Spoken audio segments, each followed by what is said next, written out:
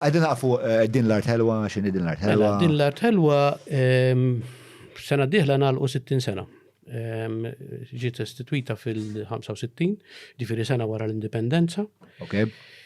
U kien hemm raġunijiet simili għaliex dak iż-żmien kien hemm ovvjament l-ekonomija militari trid tinbidel għall-ekonomija bbażata prinċipalment dak iż-żmien fuq it-turiżmu u l-industrija, allura kienet jinbnew ħafna industri, ħafna lukandi.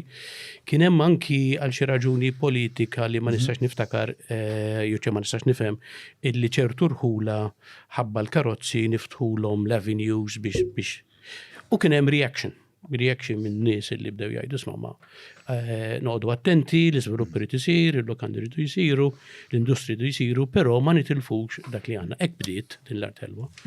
U dik biex ngħidlek lobby bil-mod il-mod u anki mill-gvern, il-gvern dak iż-żmien kien laqa dal-messaġġ.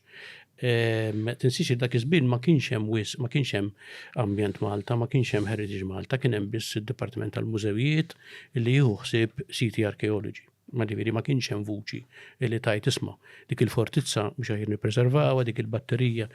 U bil-mod il-mod bdew il-gvern stess jgħidu nisma' tridu tieħduha f'idejkom u tibdew tirrestawrawha u aħna bdejna nimmobilizzaw anki finanzi mis-supporters anki fil-business, jiġifieri corporate sponsors li jgħidu isma' naqblu magħkom aħna ngħinukom biex tirrestawraw. Għamilna pereżempju kważi 20 sena nirrestawraw il-Knisja tal-Vittorja tal-Belt li kienet pratikament abbandonata. Imma blajnuna ta' diversi sponsors li kull sena.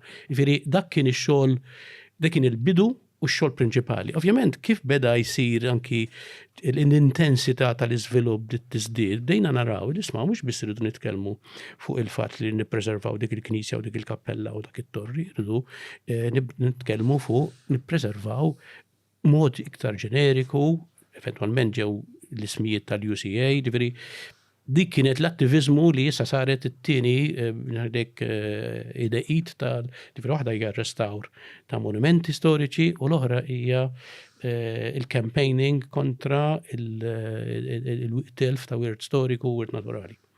So, mela.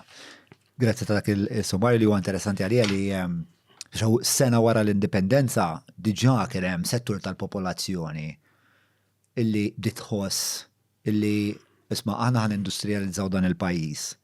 Però importanti li din l-industrializzazzjoni issir b'responsabilità u bħarsien lejn dak li uritna mill-istorja tagħna.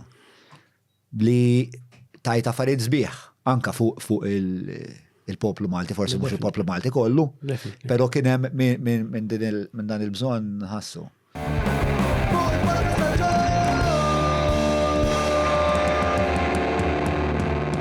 Mela, tlaqna?